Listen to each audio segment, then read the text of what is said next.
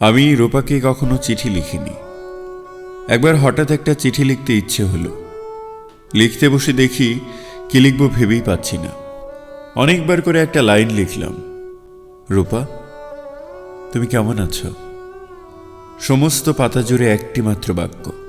সেই চিঠির উত্তরে রূপা খুব রাগ করে লিখল, তুমি এত পাগল কেন? এতদিন পর একটা চিঠি লিখলে, তার মধ্যেও পাগলামি। কেন এমন করো? তুমি কি ভাবো এইসব পাগলামি দেখে আমি তোমাকে আরো বেশি ভালোবাসবো?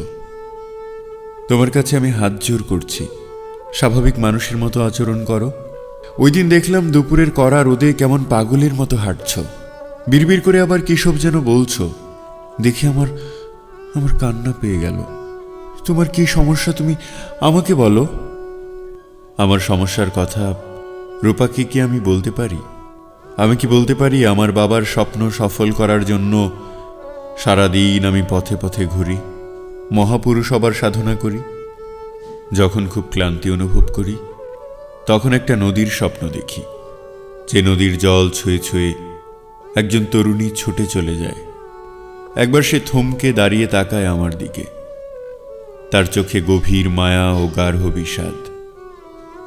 এই তরুণীটি আমার মা, আমার বাবা যাকে হত্যা করেছিলেন। এইসব কথা রূপাকে বলার কোনো অর্থ হয় না। বরং কোনোদিন তরঙ্গিনী স্টোর থেকে তাকে টেলিফোন করে বলি, রূপা তুমি এক্ষুনি নীল রঙের একটা শাড়ি পরে তোমাদের ছাদে উঠে কার্নিশ ধরে নিচের দিকে তাকাবে, তোমাকে খুব দেখতে ইচ্ছে করছে। একটুখানি দাঁড়াও, আমি তোমাদের বাসার সামনের রাস্তা দিয়ে হেঁটে চলে যাব। আমি জানি রূপা আমার কথা বিশ্বাস করে না, তবুও যত্ন করে শাড়ি পরে, চুল বাঁধে, চোখে কাজলের ছোঁয়া লাগিয়ে ছাদের কার্নিশ ধরে দাঁড়ায়। সে অপেক্ষা করে। আমি কখনো যাই না।